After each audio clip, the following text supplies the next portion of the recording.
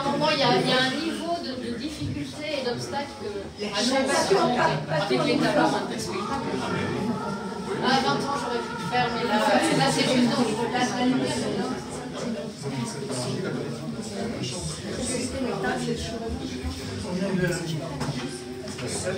Sinon, tu te mets à deux.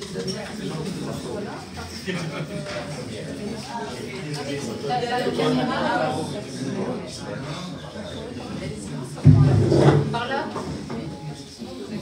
D'accord. Alors, voilà, on va plutôt pousser les chaises. D'accord. En fait, on va jouer aux chaises musicales. Vous pouvez décaler les chaises comme ça. Voilà. Et sinon, la lumière. En fait, c'est une conférence avec exercice physique. On s'occupe autant de votre esprit que de vos accords. Vous devriez être très reconnaissant, vous allez finir musclé, les galbés. Franchement, je vous assure, en fait, on est à la préparation de votre séance maillot. Voilà. Merci beaucoup d'être là, venus nombreux.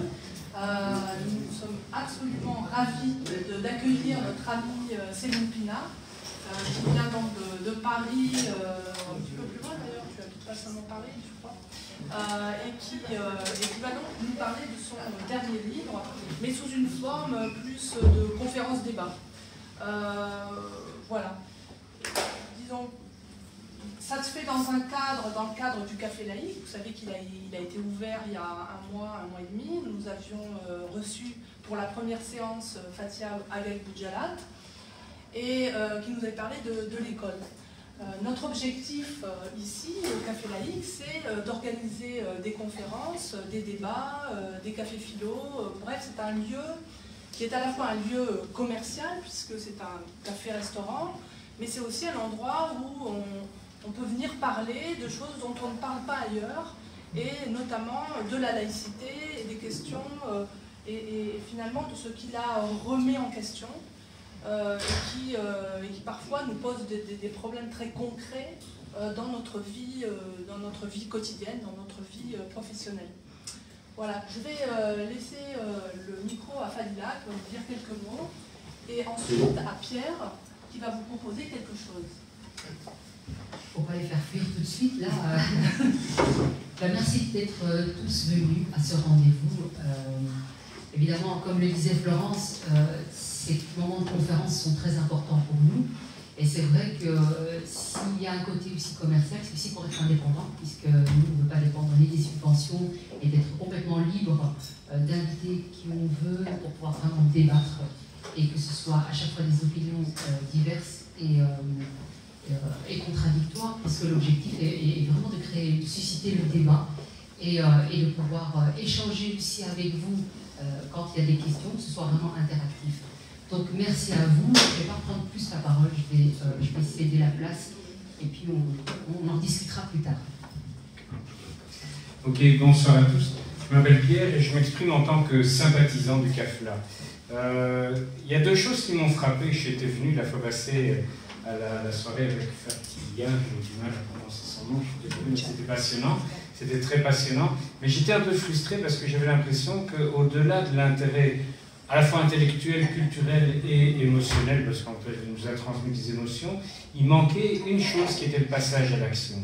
Or, je peux supposer que la plupart des gens qui sont ici non pas uniquement pour un intérêt culturel, mais aussi pour se dire qu'est-ce qu'on peut faire dans cette société qui se développe pas tout à fait comme on le souhaiterait. Et donc, en fait, ma proposition, c'est de faire en sorte que l'intervention qu'on va avoir maintenant, qui va durer 1 heure à peu près, puisse déboucher sur quelque chose où on aura des suggestions d'action. Je vous réserve la surprise pour dire comment on va faire après, mais donc ça veut dire qu'on va avoir 1 heure de débat, de rencontre, de discussion entre Céline, Fadila, Florence. Il y aura aussi Nathalie qui va intervenir sans doute tout à l'heure, enfin dans le débat. C'est un débat, un échange qui va durer une bonne 1 heure à peu près, et puis il n'y aura pas de questions-réponses. Mais il y aura une participation très active du public, je vous expliquerai comment, de manière à faire en sorte qu'il y ait des suggestions d'action qui soient formulées sur lesquelles nos trois oratrices pourront réagir. Ça va, mais je vous expliquerai comment on fera, mais donc préparez-vous. Vous n'êtes pas uniquement ici pour écouter, vous êtes ici aussi pour parler et pour envisager des actions. Alors ça, c'est en filigrane, je le dis aussi, parce que moi qui étais très content, très heureux de savoir que ce café laïque s'ouvrait il n'y a pas très longtemps, ça répond à un besoin, mais il faut savoir que c'est pas un truc qui est ad vitam aeternam. En tout cas, il faut faire ses preuves, il faut que le café laïque trouve ses moyens, c'est ce que vient de dire Fabila. Et donc, si on ne fait pas quelque chose qui démontre qu'on a un potentiel d'action d'ici novembre, ben, on ne se reverra plus, ou en tout cas on ne se verra plus dans ce même type de circonstances ni dans ce même lieu. Et donc ça interpelle tout le monde, pratiquement tout le monde qui est ici, de se dire oui, il ne faut pas uniquement être spectateur, il faut être acteur. Ça va? Et donc je donne la parole maintenant à Céline et Florence et Fabia. Merci. Merci Pierre.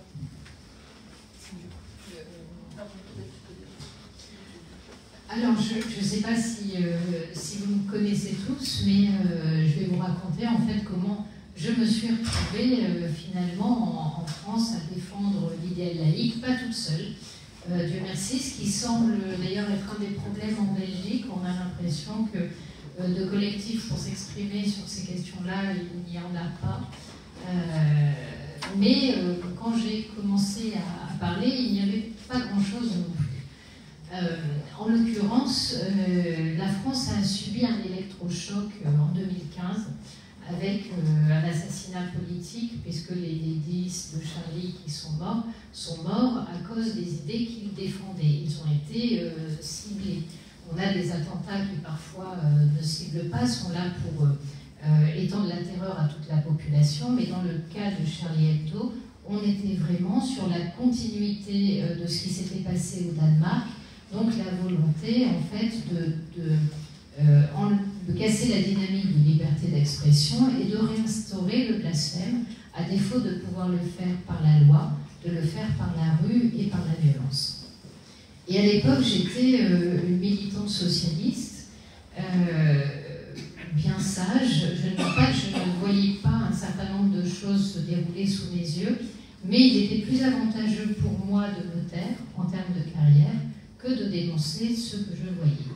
Et puis, quand vous prenez un choc comme Charlie Hebdo, vous finissez par vous interroger en vous disant, mais moi ça faisait presque 25 ans que j'étais militante, et vous vous dites, mais attends, tout ce temps-là, pour obtenir cette société-là, et pour qu'à la fin, à l'époque où tu commences à militer, toutes ces questions d'assassinat politique ne se posaient plus. Et maintenant, au bout de tant d'années de militantisme, voilà quel est l'état de la société. Est-ce que tu peux t'en exonérer totalement? Bien entendu, je n'étais pas présidente de la République, je n'avais pas de grandes responsabilités, j'étais adjointe dans une mairie, j'étais conseillère régionale, mais quand même, en tout cas, à mon niveau, je me demandais si j'avais vraiment fait ma part ou si j'avais vécu sur la bête, me targuant d'un militantisme, d'être engagée, pour finalement ne servir qu'à moi-même. Alors, ces questions arrivent, vous les repoussez, parce que malgré tout, vous êtes installé dans une petite ville, vous avez une quarantaine d'années. Il se trouve que je travaillais... Vous entendez pas? Si, ça va. Il se trouve que je travaillais au Parlement pour des élus socialistes, j'étais moi-même élue, et que donc, ouvrir les yeux et prendre conscience de certaines choses, c'était clairement se tirer une balle dans le pied. Donc, on rend hommage aux gens de Charlie, et puis tout finit par rentrer dans l'ordre. Et voilà qu'un jour, au moment où j'allais rentrer chez moi, j'arrive et je vois en 4x3 une grande annonce sur un salon de la femme musulmane, dans lequel était mis en avant un certain nombre de prédicateurs. Et je me dis, et ça se passait à côté de chez moi, dans l'endroit où j'étais élue. Et je vais sur Internet, tout bêtement, je tape les noms de ces gens-là. Et là, je tombe de l'armoire, c'est-à-dire que les prêches étaient pour le coup en français. En tout cas, un certain nombre étaient en français, parce que parfois, vous tombez sur des prêches arabophones, et là, pour le coup, je dois convenir de mon immense ignorance, donc si j'ai personne pour les traduire, je ne les comprends pas. Et là, j'entends des choses qui m'ont choquée énormément, expliquant qu'il fallait tuer tous les juifs, expliquant que battre sa femme était tout à fait normal, qu'une femme qui se refusait à son mari était damnée, donc des choses qui paraissaient laisser vraiment sortir du Moyen-Âge ou d'un siècle, en tout cas, qui n'était plus le nôtre, qui était parfaitement assumée, qui était dite par des gens qui ne se censuraient pas, qui ne se cachaient pas, qui étaient tout à fait accessibles. Et je me dis, mais c'est pas possible. On ne peut pas laisser des discours pareils se dérouler en France, dans une sorte de palais des congrès, de façon tout à fait ordinaire, si je puis dire. Et donc je décide de faire un communiqué de presse assez sanglant. Et là, je reçois énormément d'appels de journalistes qui me disent, écoutez, vous êtes connu de votre mère et de votre chien, avant que ce soit l'inverse. En gros, vous n'êtes jamais qu'une conseillère régionale. Et c'est vrai que conseiller régional, ce ne sont pas des gens, le conseiller départemental, vous le connaissez parce qu'il régit des choses très quotidiennes. Le conseiller régional, il est un petit peu plus éloigné du terrain. Donc vous êtes quand même pas très connu. Peut-être en province, mais à Paris, où il y en a 200, franchement, personne ne connaît son conseiller régional. Et je leur dis, écoutez, parfait, je vais vous donner le numéro de tous les politiques que je connais, à gauche comme à droite. Si jamais il y en a un qui accepte de vous parler sur ces sujets-là, rappelez-moi, au moins j'irai lui faire fondre sa statue en or massif. Et le journaliste me rappelle 2h30 après en disant, oui, écoutez, finalement, on veut bien prendre votre parole parce que tout le monde refuse de nous parler. Et je fais une interview où non seulement je raconte ce qui se passe dans ce salon, puis il se trouve que j'y étais allée, j'y avais assisté. Je m'étais fait un peu bousculer par Baraka City, qui est une association qui va se faire interdire quelques temps après. Et donc je raconte à la fois ce qui se passe à l'intérieur du salon, quelles sont les prêches, quelle est la mentalité, qu'est-ce qui est vendu aussi, quel est le modèle de société que l'on prône à travers un certain nombre d'objets, et d'objets qui sont là pour bien indiquer une différence. Il faut qu'à tous les niveaux, vous pouviez vous distinguer des couffards dans l'habillement, dans les sorties, dans les fréquentations, dans la nourriture, bien sûr. Mais c'est vraiment le séparatisme, un outil, en fait, d'avancée du séparatisme. Et surtout, je raconte pourquoi les politiques se taisent. Et comment fonctionne le clientélisme, et comment on se fait élire dans ces coins-là. Et à la limite, j'aurais peut-être pu dénoncer, quand vous retranscrivez les prêches, il est très difficile de vous attaquer pour les avoir dénoncés, étant donné la violence de ce qui est dit. En revanche, expliquer pourquoi les politiques qui devraient défendre le modèle social ne le font pas, là, vous dérangez profondément un système qui ronronne depuis belle lurette, et dont il faut reconnaître aussi que vous avez à un moment donné bénéficié. Comment ça se passe? J'imagine que ça ne doit pas être très différent en Belgique. Chez nous, alors je sais que chez vous le vote est obligatoire, ce n'est pas le cas chez nous. Et chez nous, il se trouve que quand vous regardez les dernières élections, parfois sur certains territoires, les élections se font avec 40% de votants. Il n'y a même pas la moitié de la population qui va participer à ces élections-là. Parmi ces 40% de votants, en général, ceux qui se déplacent sont des gens convaincus. Alors à l'époque, maintenant c'est plus le cas, mais ils étaient PS ou LR. Et finalement, le volant de voix qui se déplace et qui va faire basculer l'élection d'un côté ou de l'autre, et parfois dans des villes, par exemple Sergi était une ville de 60 000 habitants, ça peut se jouer à 500, 600 voix. Sauf qu'avec la prime majoritaire, quand vous faites basculer ces voix-là, vous avez le pouvoir à la fois au niveau de la ville, au niveau de l'interco, quand vous tenez quasiment la plus grosse ville de l'intercommunalité. Et ce qu'il ne faut jamais oublier, c'est qu'on passe son temps à décrypter les notes de frais des députés. Enfin, à la fin, un député, même quand il truande un peu sa note de frais, ça ne peut pas s'élever à des millions et à des millions. En revanche, quand vous détenez une mairie, en termes de subventions, en termes de choix dans les investissements que vous allez faire, là, vous avez de véritables leviers et là, vous pouvez chiffrer vos capacités d'action en millions. Et ce qui se passe, c'est que en faisant des accords avec un certain nombre de caïds ou de leaders communautaristes, vous allez pouvoir soit conserver le pouvoir, soit le prendre. C'est d'autant plus facile qu'il n'y a aucune exigence idéologique. Les mêmes personnes qui peuvent voter à l'époque pour la gauche pouvaient voter 3 mois après, 1 an après, 3 ans après, peu importe, pour la droite, puisque la seule chose qui était importante, ce n'était pas le bien ou le mal dans le destin d'un pays ou dans la l'époque, la vision que j'ai de l'avenir. C'était qu'est-ce qui est bon pour ma communauté et qu'est-ce qui est mauvais pour ma communauté. Et en plus, ce qui était bon ou mauvais pour la communauté était défini par ces leaders communautaires qui, en se faisant les intermédiaires entre les mairies et le terrain, à la fois renforcer leurs emprises sur leurs compatriotes, puisqu'il fallait passer par eux pour un certain nombre de choses, et en même temps renforcer leur emprise sur les politiques, parce que quand vous avez par exemple un grand leader national qui vient et que vous avez besoin de faire une démonstration de force, de montrer à celui qui peut faire votre carrière ensuite dans le parti que vous êtes capable de remplir un gymnase de 1000-1500 personnes, eh bien ces gens-là sont extrêmement pratiques, parce que si vous le leur demandez, ils vont vous ramener 500 personnes qui n'ont rien à faire de ce qui va se passer, qui ne s'engageront pas plus qu'eux, mais qui viendront faire la claque parce qu'elles savent très bien pourquoi elles le font. Et quand vous racontez ça, ça paraît extrêmement banal, mais personne ne l'assume et personne ne le dit. Donc ça fait l'effet d'un coup de tonnerre et finalement cette parole-là va devenir virale. Et tout d'un coup, vous vous rendez compte que quand vous portez... C'est une parole qui fait du buzz en fait. Et donc il y a un certain nombre de médias qui vont s'intéresser à ça, qui vont le répandre. Et pendant tout un temps, vous vous dites super, j'ai fait bouger des lignes, moi toute seule, et c'est merveilleux. Mais pas du tout.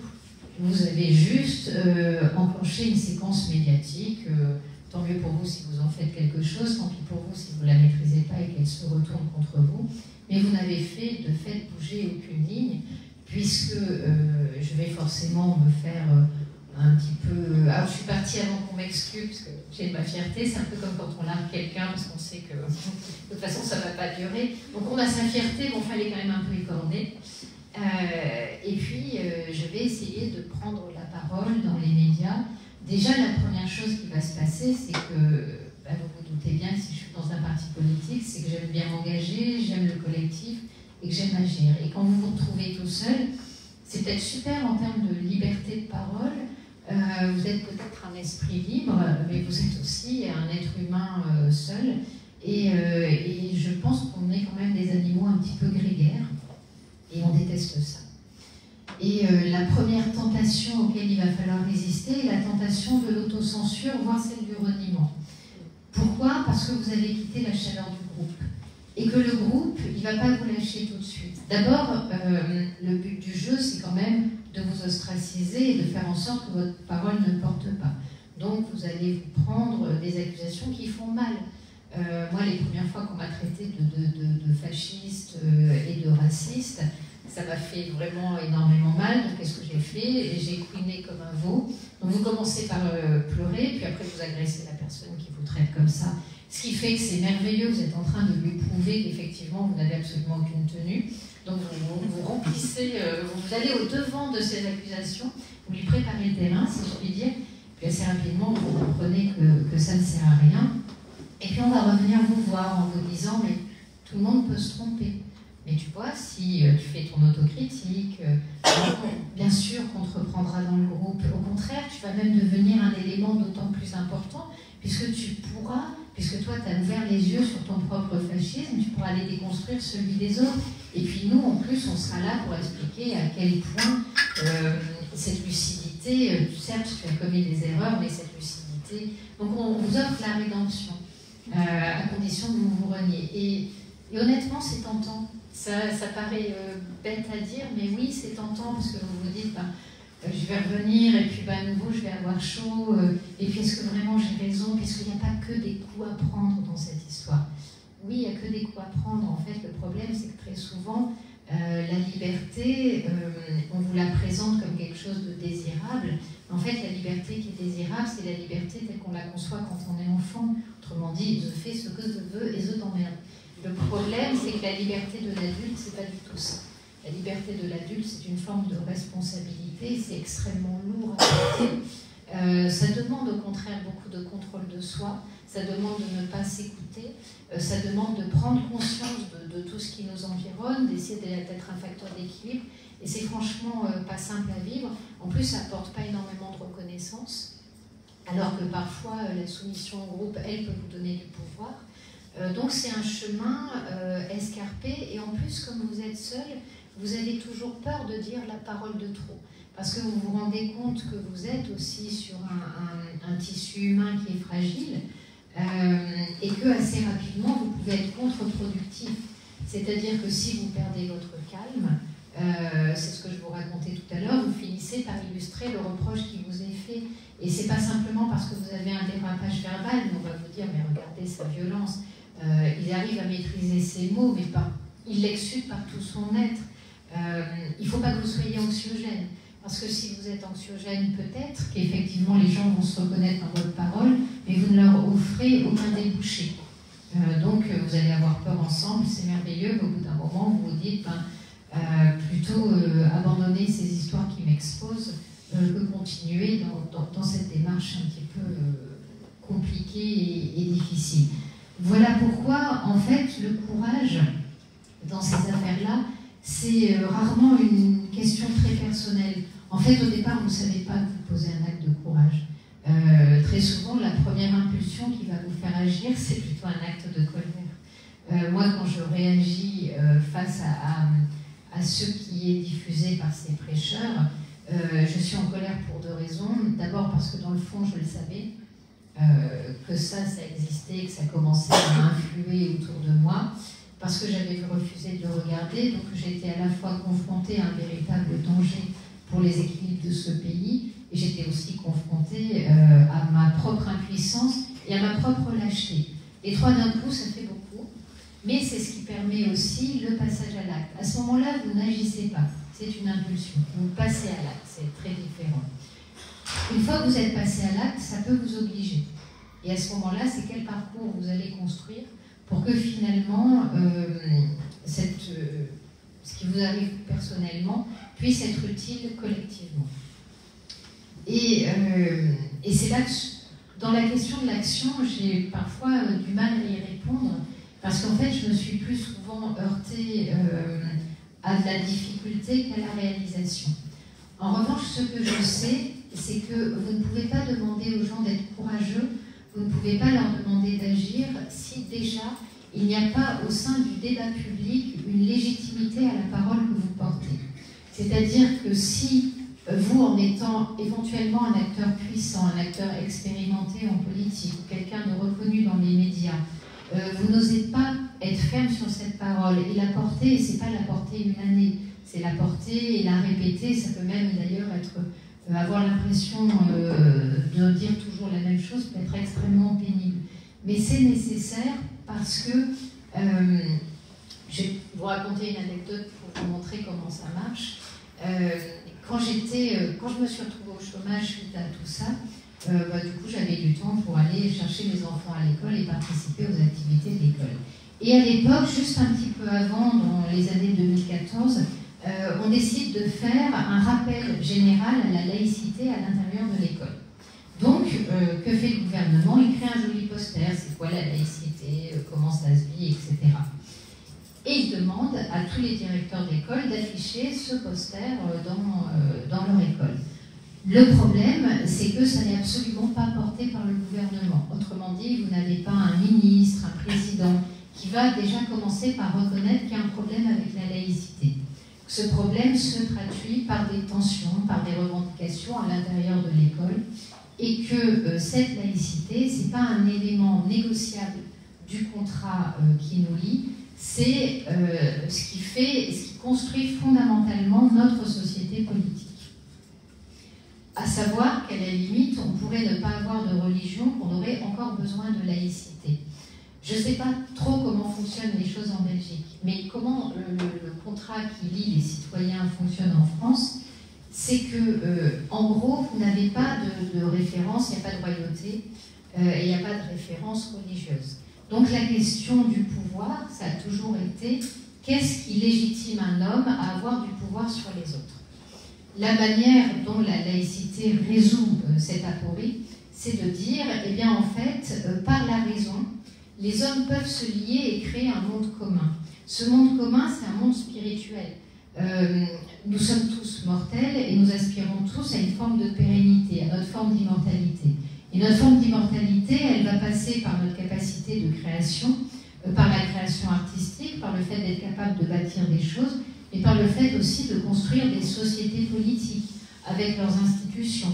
La démocratie est une création humaine. Elle n'est pas matérielle, mais pour autant, c'est quelque chose qui peut nous lier par un certain nombre de valeurs et qui nous lie dans un monde spirituel. Donc c'est ce monde commun, en fait, que les hommes arrivent à créer et qu'ils traduisent de manière concrète en loi. Et par exemple, chez nous, une des grandes, quelque chose qui va concrétiser beaucoup ce contrat passé entre les citoyens, c'est la sécurité sociale.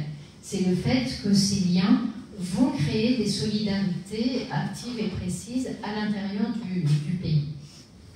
Et parce que justement, il n'y a aucun principe au-dessus de l'homme, on ne se réfère pas à un Dieu, à une loi divine, ou même à une tradition dynastique. La seule chose qui légitime en fait ce pouvoir, c'est la concorde entre les hommes, le fait qu'ils sont capables, en échangeant par la raison, de se doter de lois communes et que ces lois, à peine créées, leur échappent. Elles se mettent en surplomb d'eux-mêmes et c'est pas par exemple parce que vous êtes créateur de la loi, c'est pas parce que vous faites la loi, que ce soit au Parlement, que vous en êtes propriétaire. Elle s'impose à vous dès que vous l'avez votée, elle vous échappe et elle devient un élément extérieur qui s'impose à vous. Et ce rapport à la loi très fort fait les sociétés. Donc, quand vous imposez un rappel, qui est un rappel de ce contrat fondamental, qui était un rappel, en fait, du fait que cette laïcité et cette citoyenneté, elle est extrêmement exigeante. Elle va demander de l'élévation. Elle va justement demander à ce que, pour créer le commun, vous mettiez un peu de côté vos particularismes. Et elle va demander aussi la capacité de voir la société et de voir finalement ce qu'on appelle le domaine, de pouvoir distinguer un domaine public et un domaine privé. Sans cette distinction, vous ne pouvez pas avoir de laïcité. Pourquoi ? Parce que le domaine privé devient le lieu de votre particularisme, de votre unicité, et le domaine public devient le lieu dans lequel vous en rabattez sur ces particularismes pour réussir justement à créer un monde commun dans lequel tout le monde pourra trouver sa place. Mais en rognant de fait peut-être un certain nombre de ses convictions, des choses qu'il a envie d'affirmer. Donc la notion de laïcité est complexe, mais elle est essentielle chez nous. Sauf que personne ne prend la peine, en gros, quand vous voulez imposer ce genre de choses, il faut que vous commenciez par un tapis de bombe, entre guillemets. Le tapis de bombe symbolique, ça veut dire vous avez non seulement le président, mais un certain nombre d'autorités politiques qui vont rappeler ce qu'est profondément la laïcité, qui vont non seulement le rappeler, mais le mouliner, que ça va se traduire peut-être par des actes symboliques. Par exemple, arrêter, rappeler à de nombreux politiques qu'on ne va pas faire son marché au cul des mosquées. Et encore, quand c'est au cul des mosquées, j'allais dire, c'est au moins à l'extérieur. Maintenant, chez nous, comme chez vous, ça se passe à l'intérieur. Vous avez même parfois des prêches dans lesquelles on appelle à voter pour un candidat plutôt que pour un autre, sachant que nous, on a une loi, la loi de 1905 sur la séparation de l'Église et de l'État, qui interdit très clairement de pouvoir faire un prêche politique, quel qu'il soit d'ailleurs, à l'intérieur d'un lieu de culte. Tout le monde s'en tamponne allègrement. Donc, vous le traduisez par des actes symboliques, vous le traduisez par des paroles. En fait, vous créez tout un écosystème qui fait qu'au moment où le poster va arriver dans les écoles et va être affiché, non seulement votre directrice d'école, que vous mettez quand même en première ligne, elle n'est pas élue. Certes, elle est là pour faire respecter aussi en tant que directrice un certain nombre de valeurs à l'intérieur de son école. Mais enfin, c'est un petit peu comme au moment du voile en France, avant que la loi soit prise, où on a dit aux directeurs d'école, débrouillez-vous, vous êtes libre d'accepter ou de refuser. Sauf que vous vous retrouvez en première ligne avec quelque part un pays qui n'a pas dit très clairement quelles étaient les règles du jeu. Donc vous avez ceux qui sont censés donner le là, qui ne disent pas quelles sont les règles du jeu, et qui demandent aux intermédiaires, à ceux qui sont sur le terrain, de le faire à leur place. Ça ne peut pas fonctionner. Vous pouvez avoir un fonctionnaire très dévoué, extrêmement courageux. Au bout d'un moment, il va se dire, mais attendez, vous me laissez pelleter tout ce qu'il y a de difficile et de douloureux dans ce pays, et vous ne faites pas votre travail. Ça, c'est la première chose. La deuxième chose, c'est que vous ne pouvez libérer personne du conflit de loyauté. Qu'est-ce qui s'est passé quand on a la loi qui interdit le voile à l'école, elle a libéré aussi un certain nombre de jeunes filles. Pourquoi? Parce que tant que c'était flou, eh ben on leur mettait la pression en leur disant « mais si tu es une bonne musulmane, si tu veux défendre tes particularités, il faut porter le voile. Sinon, tu deviens une sale française, tu renies tes origines, tu ne fais pas honneur à ta famille, tu n'es pas une fille pudique, etc. etc. » À partir du moment où il y a une loi, la jeune fille n'entre pas en conflit avec sa famille parce qu'elle obéit à la loi. Elle s'y soumet, la famille elle-même, à part quelques très excités, a quand même besoin de l'école et de ce soutien-là, elle s'y soumet aussi. Et donc vous évitez à des gens très jeunes de faire des choix qui sont des choix déchirants. Parce que c'est bien sûr que moi je suis absolument opposée au voile. Mais qu'est-ce que vous faites quand depuis tout enfant, quelqu'un a été éduqué dans un non-choix, à savoir que le voile, c'est la femme pudique, c'est la femme qui respecte ses origines, c'est la femme qui respecte sa famille, et que le refus de porter le voile, c'est faire sa française, c'est être une impudique, c'est dériver de la femme respectable vers la pute, etc., etc. On voit bien que là, vous n'avez pas une égalité dans le choix, puisque une option est positive et l'autre option est dégradante, mais qu'en plus, si vous forcez la jeune fille à affirmer ce choix et à le porter toute seule, elle se retrouve en conflit ouvert avec tout son environnement, et pas seulement sa famille. On est très souvent dans les endroits où le problème se pose, dans des lieux qui sont des lieux ghettoisés, dans lequel il y a un livre qui est paru en 2002 qui s'appelait « Les territoires perdus de la République », qui est reparu en 2012 en France avec à peu près les mêmes intervenants et qui faisait le bilan de ce qui s'était passé depuis 10 ans et qui montrait qu'en fait tout ce qui avait été dénoncé dans ce livre était toujours là et s'était même étendu, faisait même tache d'huile. Si vous n'avez pas ce type d'intervention, c'est trop dur de demander à quelqu'un de rompre extrêmement jeune, parce que le problème de la question du voile va se reposer à 18 ans, y compris pour des gens qui veulent aller à la fac, de leur demander de rompre avec tout un environnement et avec toute leur famille. Quelque part à ce moment-là, la contrainte qui peut être induite par la loi est une libération parce qu'elle vous évite la responsabilité individuelle qui parfois implique des ruptures tellement lourdes que finalement la soumission n'est pas une démarche incompréhensible. Donc très souvent quand on se demande comment agir, c'est très compliqué d'agir à son niveau quand déjà le pouvoir n'assume pas son rôle qui est d'incarner profondément un certain nombre de principes et d'idéaux. Et ne l'incarnant pas, vous avez tous les échelons intermédiaires qui se réfugient dans un quant à soi, une hypocrisie, parce qu'ils ne se sentent pas la force de les porter. Mais à la limite, on pourrait dire, bon, le pouvoir, c'est pas grave, après tout, finalement, les élections, c'est une forme de dispute rationnelle et organisée dans un cadre commun. Sans doute, y aura-t-il des partis qui peuvent tout à fait porter et rappeler en fait tout ce qui lacève de notre citoyenneté commune. Et là, vous vous rendez compte, vous allez naturellement, enfin peut-être parce que moi je venais de là, mais parce que la gauche a toujours eu dans son histoire un discours extrêmement émancipateur, où il fallait libérer l'homme par la responsabilité en lui fournissant les outils intellectuels pour exercer son libre arbitre. Et là, quand vous vous tournez vers la gauche, vous vous rendez compte que comme sur les territoires où elle a passé des accords clientélistes avec une partie de la population, la partie de la population qui fonctionne le mieux dans ce type d'accord, c'est le communautarisme, et ce qui fonctionne le mieux, c'est le communautarisme islamiste, parce que la logique, c'est tellement une logique d'adhésion sans questionnement, qu'une fois que vous avez mis la main, ou en tout cas qu'il y a un échange avec les leaders communautaristes, vous n'avez plus qu'à passer vos demandes, eux vous passent leurs réclamations, et ainsi de suite, les choses sont extrêmement fluides et coûtent peu. C'est-à-dire que là où pour, par exemple, conquérir un certain nombre de voix, vous allez devoir faire, par exemple, du porte-à-porte incessant, ça va vous prendre des semaines, il va falloir beaucoup de militants, vous l'obtenez très vite en passant un contrat avec un leader communautariste. Donc en plus, je vais dire, en termes d'efficacité, ça marche, ça fonctionne très très bien.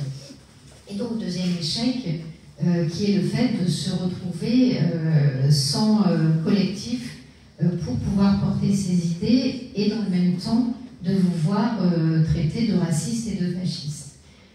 Alors, après, ce qui s'est passé en France, c'est qu'il y a eu tellement d'attentats qu'il a été difficile quand même de fermer les yeux sur le fait qu'une idéologie existait en France, qu'elle radicalisait un certain nombre de personnes, et puis on a eu des grands procès, et lors de ces grands procès, on se rend compte qu'en fait, on n'a pas affaire à des loups solitaires. On se rend compte qu'il y a une grande organisation derrière. On se rend compte qu'il y a une emprise mentale et des représentations très très fortes. On se rend compte aussi que les gens qui tombent sous cette emprise ne sont pas forcément de grands théologiens. Ils ont un rapport très fort à la religion, mais contrairement à ce qu'on nous disait, ce n'est pas une minorité. C'est-à-dire que le discours qu'ils tiennent, eux, sont passés à l'acte et sont devenus complètement fous, et c'est une minorité qui passe à l'acte, mais le discours qu'ils tiennent pour justifier leur acte est le discours que vont tenir, par exemple, la même structuration, une association qui va revendiquer le burkini dans une piscine, ou le port du voile dans des structures sportives, ou qui va revendiquer une certaine forme de séparatisme dans la vie de la cité. On a en fait un biotope commun, et puis des modes d'action différents qui ne passent pas tous par la violence, qui peuvent passer par d'autres formes de conquête, mais qui en tout cas existent sur les territoires. Ensuite, vous vous heurtez à une deuxième limite, c'est qui est ciblé et qui ne l'est pas.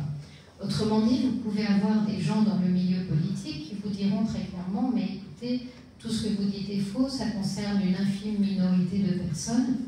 Alors chez nous, ça devient un peu compliqué, parce qu'on a aussi eu pas mal d'études qui ont montré en fait la radicalisation, notamment des jeunes dans la communauté musulmane.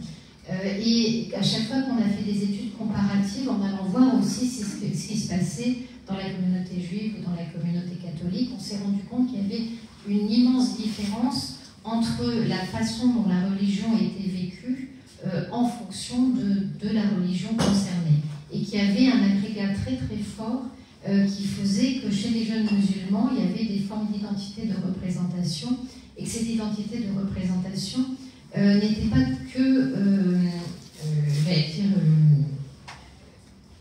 religieuse, elles sont culturelles, et le regard qu'ils portent sur la France l'est aussi. C'est-à-dire que vous avez tout un discours sur la persécution des musulmans, tout un discours sur l'existence d'un racisme systémique transformé en islamophobie, et que vous ne retrouvez pas forcément, ça ne veut pas dire qu'il n'y ait pas de discrimination, malheureusement des discriminations il y en a toujours, mais pas au stade de pouvoir. D'abord, le racisme systémique, ça a quand même une définition très très ferme. Ça veut dire que dans le droit, parce que vous professez telle religion, parce que vous êtes de telle ethnie, vous n'avez pas le droit d'accéder à certains emplois, vous n'avez pas le droit d'aller dans les mêmes écoles que les autres. Il y a un vrai séparatisme qui se traduit par des différences de droit. Ce n'est pas du tout le cas. Quant aux discriminations, hélas, quel pays n'en connaît pas, et la France n'est pas forcément à la pointe. Bien sûr qu'il y a des discriminations, mais il n'y en a pas de manière à ce qu'on puisse parler d'une persécution des musulmans. Là, c'est vraiment une fausse représentation. Pourtant, cette représentation imprègne tellement les esprits que nous avons eu, il y a quelque temps, vous n'avez pas manqué de voir qu'on a eu une élection présidentielle. Et donc, ce qui était très intéressant, c'est qu'on s'est rendu compte que 70% de la communauté musulmane avait voté pour LFI, et pas que les observateurs politiques, mais y compris notamment au gouvernement, on s'est demandé mais d'où ça vient, parce que 70% c'est un fait politique. C'est extrêmement massif et ça ne peut pas venir de nulle part. Une population qui vote à 70% de cette manière a été travaillée au corps. Et quand on a cherché à savoir ce qui s'est passé, on s'est rendu compte qu'il y avait eu un message qui avait été extrêmement viral notamment sur les réseaux sociaux, qui avaient été aussi retransmis par les mosquées, par un certain nombre d'acteurs de la sphère islamiste. Bon, chez nous, c'est Alcance, mais ça va être aussi Ali Ramadan, voilà, après des noms que vous ne connaissez pas et que moi j'ai même du mal à... Il faut que je les note à chaque fois pour les redire. Bref, et quand on a déconstruit ce message, le message en fait partait de l'idée que la loi contre le séparatisme qui avait été votée était une attaque généralisée contre les musulmans et appelait en fait les musulmans à se défendre contre la violence que leur faisait la France. Donc cette notion de persécution était énormément mise en avant et fonctionnait. Il n'y avait pas forcément grand-chose de plus. C'était, et à la limite, alors ça c'était le message un peu développé, le message le plus court, ça pouvait être, de toute façon, ces gens-là ne veulent pas de vous, si on ne se serre pas les coudes, si on ne se met pas d'accord derrière un candidat, un jour on aura tous à le payer individuellement. Et le discours fonctionne. Il marche, il touche des gens, et il est porté et relayé pas seulement par la sphère islamiste. S'il était uniquement relayé par des barbus complètement allumés, peut-être est-ce qu'il toucherait un petit peu moins de monde. Le problème, c'est que ce même discours chez nous, et j'ai l'impression que chez vous aussi, est relayé par une partie du Parti Socialiste, par la plus grande partie de la LFI, par toute une partie d'Europe Écologie Les Verts, et c'est ceux qui sont les plus grands prédateurs des lanceurs d'alerte ou des citoyens qui essaient de s'exprimer sur ces questions ne sont pas les islamistes. Ils ont l'intelligence de laisser faire ce travail-là par des gens qui, eux, sont parfaitement intégrés à la société. Et donc, on va même dire que leur parole ne peut être que sincère, puisqu'ils n'appartiennent pas eux-mêmes à la communauté musulmane, et puisqu'ils ne sont pas censés être sensibles, et ils ne sont pas prêts à se convertir d'ailleurs. Le seul problème, c'est qu'ils sont effectivement les chevaux de Troie de cette idéologie. Aujourd'hui, en France, on ne sait pas encore comment agir. Il y a des choses qui bougent. Malheureusement, quand elles bougent, en première étape, elles auraient, en gros, lors de l'élection présidentielle que l'on a eue, vous avez à peu près 42,8% des gens, 42, pardon, qui ont voté finalement pour Marine Le Pen. Alors c'est vrai que le RN d'aujourd'hui et le RN de Marine Le Pen n'est pas celui de Jean-Marie Le Pen. Il n'empêche qu'il garde une histoire. Chez nous en France, le Rassemblement national est vu comme l'héritier de la collaboration. Partant, vous renvoyer à l'extrême droite, c'est vous renvoyer à la collaboration et au fascisme, et c'est vu comme quelque chose d'indépassable. Quand, y compris quand quelqu'un comme Marcel Gauchet, qui est un grand intellectuel et un grand historien, a expliqué que de fait, quand on lisait aujourd'hui le programme et les prises de position de Marine Le Pen, on était plutôt dans ce qu'avait pu produire le RPR dans les années 80-85. Ceci dit, à l'époque, le RPR y allait franchement manu militari, mais on était en fait dans ce cadre-là. Ça a suscité une telle levée de boucliers alors que Marcel Gauchet est un intellectuel reconnu, quelqu'un qui a tout à fait sa place, j'allais dire, dans ce qui est considéré comme la nomenclatura de l'université ou du monde intellectuel. Il a subi une telle violence que quand vous êtes un citoyen lambda ou un petit lanceur d'alerte, vous vous dites, mais si ce rouleau compresseur passe sur Marcel Gauchet, mais moi, je vais être littéralement pulvérisé. Donc c'est très compliqué. Le fait que ce soit un tel tabou, que seules des personnalités qui n'ont finalement pas grand-chose à perdre le mettent dans le domaine public, fait qu'il est compliqué de reprendre cette parole-là. Donc même quand un parti politique la porte, il le fait d'une telle manière qu'il empêche parfois les gens modérés ou qui se réclament de la République et de la démocratie d'être entendus et entendables. Donc la situation est très très compliquée. La seule chose que je peux dire, c'est qu'on arrive à faire bouger les lignes qu'à force de travail, de temps et d'acharnement.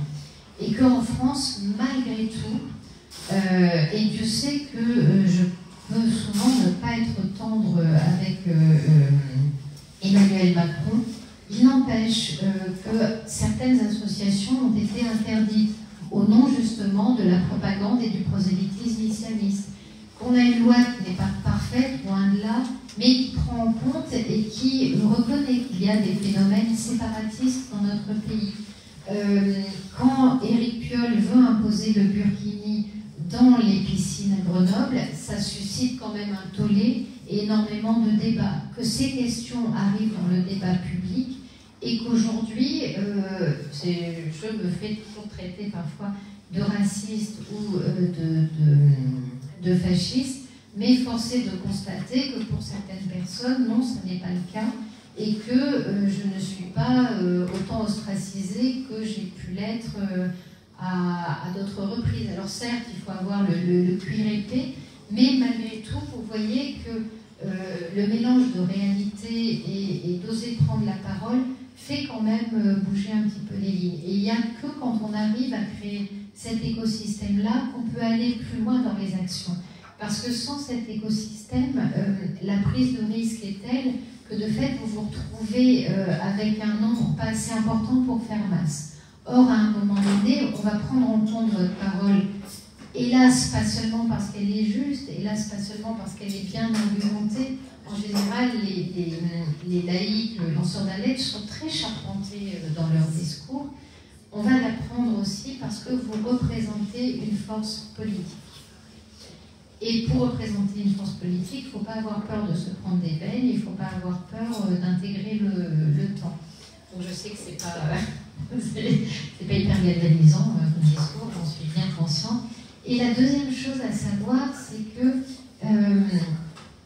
c'est bien l'essentiel en fait qui sont justement cette laïcité, cette culture humaniste, cet esprit universaliste. Ce sont des choses qui peuvent passer sous le boisseau, mais qui ne disparaissent jamais totalement, et ce sont des graines. Donc conserver la graine, parfois le champ peut avoir subi la sécheresse, la récolte peut être maigre, voire absente, mais si vous avez des graines, un jour ça repoussera. Et l'action politique, on la fait pas seulement pour nous, on la fait aussi pour nos enfants. Et dans ces graines de transmission que l'on a, il y a toujours l'espoir de germination d'un monde nouveau. Après tout, c'est un copain qui me racontait ça, après il y avait un océanologue qui m'a dit mais c'est des conneries, mais c'est pas grave en fait parce que l'histoire est rigolote. Et c'est quelqu'un qui vous dit non mais imaginez, là des fois vous êtes désespérés, imaginez les homards au sein du Titanic. Ils étaient au bout de leur vie, c'était fini, le bateau coule, deuxième chance. Donc voilà, c'était simplement pour vous dire que je crois qu'il y a encore des choses à faire et que, par exemple, vous savez, des fois, les gens arrivent et vous disent « Oh là là, qu'est-ce que vous avez du courage ?» Et la vérité, c'est qu'en fait, on n'a jamais de courage tout seul. Quand on est tout seul et qu'on a du courage, on finit dépressif. À force de se heurter à l'échec. Et en fait, on a du courage que quand on est porté et soutenu. Et parfois, simplement, ça a l'air de rien. Mais par exemple, quand quelqu'un prend une position courageuse et qu'on se dit « je ne vais pas mettre un like parce que si j'ai un pote qui voit que j'ai liké ça après... mais en fait, faites-le parce que, à moins que vous soyez surveillé comme le lait sur le feu, ça ne coûte rien. Mais moi, si j'ai un peu de courage, c'est parce que j'ai une certaine dose d'inconscience. J'ai pas tout choisi, je trouve que des fois vous réagissez, puis après vous vous rendez compte que ça vous a amené dans un chemin et ben, bon gré mal gré, vous portez votre courage, mais c'est aussi en partie votre bêtise ou votre absence de réflexion. Mais surtout, si le courage dure, c'est parce qu'il y a des gens qui vous soutiennent, qui vous parlent, qui viennent vous voir, qui vous défendent. Et ça peut être dans leur cercle familial, ça peut être dans des cercles plus généraux, des cercles associatifs, dans des cercles politiques. Ça peut être en soutenant ce que vous écrivez, en participant sur les réseaux sociaux. Il y a plein de manières en fait de donner du courage à autrui. Et quand on donne du courage à autrui, ben, ça retombe aussi un petit peu sur nous-mêmes. Voilà. Bravo.